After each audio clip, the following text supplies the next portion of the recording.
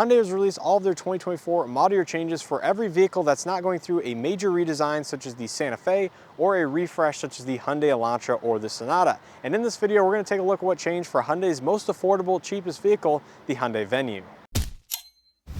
So starting out with the trim structure, nothing has changed for the Venue lineup. It's still offered in the SE, SEL, as well as the top limited trims for 2024. Of course, we do know there used to be a denim version, which was a standalone based on the top limited trim with some exterior accents.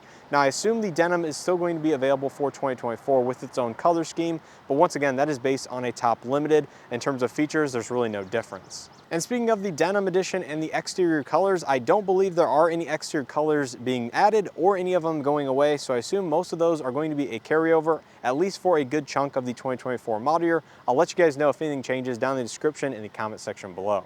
Now, when it comes to the interior, there are a few nice changes. Every Venue will now feature the 6-speaker audio system that was formerly only on the SEL and up. So even the base SE, instead of the 4-speaker, will now offer the 6-speaker with the integrated tweeters on the dashboard. Next up is proximity entry with push button start is now standard on the SEL and up instead of formerly being exclusive to the top limited. So that's a very handy and useful feature.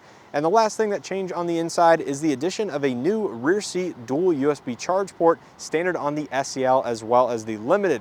Now, Hyundai doesn't mention whether this is going to be dual USB-C ports, dual USB-A, or one of each, and I would personally hopefully assume that it was going to be one of each. That's something that GM and some of the other manufacturers out there have done, is one USB-A, one USB-C port for rear seat occupants. It kind of future-proofs it in some regard, given that it supports the older standard and the upcoming newer standard, but nonetheless, I know Hyundai is moving to USB in a lot of their new models, such as the Hyundai Kona, the refresh Sonata, and stuff like that. So it will be interesting to see what it is, but nonetheless, nice to see 2 USB charge ports for rear seat occupants on the SEL and Limited.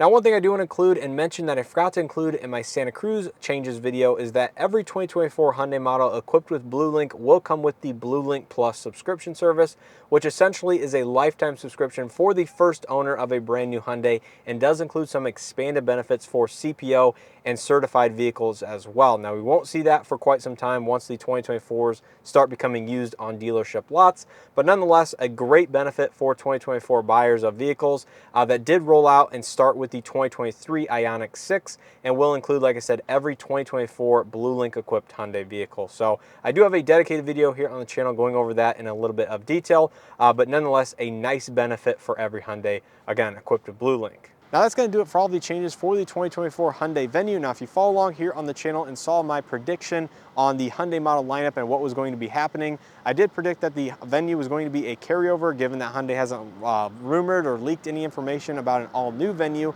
and that is indeed what happened with some minor packaging changes and, of course, the addition for the rear seat USB ports. But as a whole, pretty much a carryover from 2023. And in terms of the pricing, like I mentioned at the beginning of this video, this is the most affordable Hyundai that they currently offer now that the Accent has been discontinued for about a year now. So the Venue starts right around the $21,000 mark, including destination for a base SE.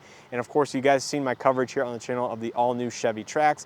I think that is going to put up some stiff competition for the Venue and some of the other Hyundai models as well, given the pricing of that vehicle. And of course, there is a Buick Envista variant coming out, which is a little bit different body design, but overall feature set is very similar as well, in the mid to upper $20,000 price point. So it'll just be interesting to see what Hyundai does with the Venue over time, but I think the Chevy Trax is definitely going to put up some stiff competition for 2024.